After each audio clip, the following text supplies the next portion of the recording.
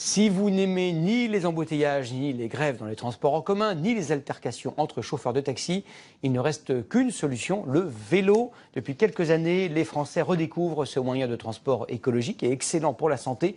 Il se vend 8000 bicyclettes chaque jour. Il y en a pour tous les goûts et tous les budgets, comme l'ont constaté à Dijon nos sprinteurs de choc, Céline Blancpain et Brice Gérès. C'est un acte devenu familier.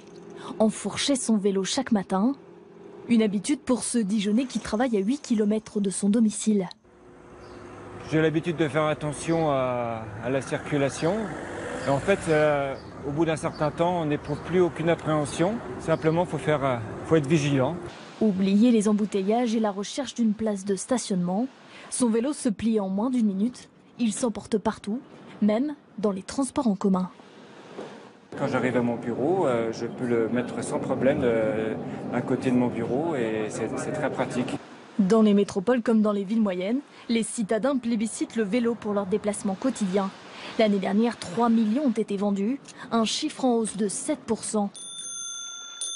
En moyenne, les Français dépensent 307 € pour s'offrir un 2 roues. Voici l'exemple typique d'un vélo électrique très vendu actuellement dans une gamme urbaine qui est polyvalent aussi pour la balade. Cette boutique spécialisée a doublé son chiffre d'affaires l'année dernière grâce au succès du vélo électrique vendu 2000 €.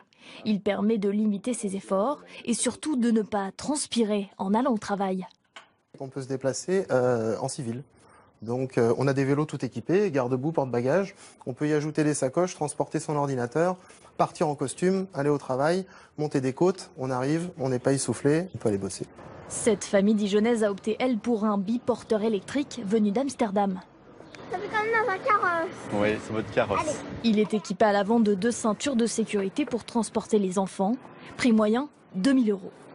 L'avantage du baquet, c'est que je peux partir faire mes courses, ramener un copain, une copine, il n'y a pas de souci.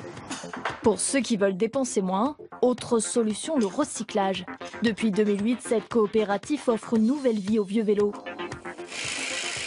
Démontés, réparés, refabriqués avec des pièces neuves, ils sont vendus entre 70 et 250 €.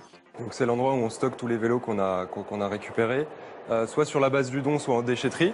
Plus d'1 millier de vélos, et parmi eux des marques françaises, Motobécane, Gitane, Lapierre ou Peugeot comme celui-ci. Le jeter serait une erreur et serait du gâchis d'aller acheter un vélo de neuf en grande distribution aujourd'hui, alors qu'un vélo comme celui-ci, qui a été conçu dans les années 80, à l'époque où on faisait vraiment des vélos de qualité, dans des alliages de métaux très solides, n'a aucune raison d'être jeté. Recyclé, couché ou tandem, il y en a pour tous les budgets. Bientôt sur le marché, le vélo connecté, relié au smartphone ou muni d'un GPS et d'un antivol intégré.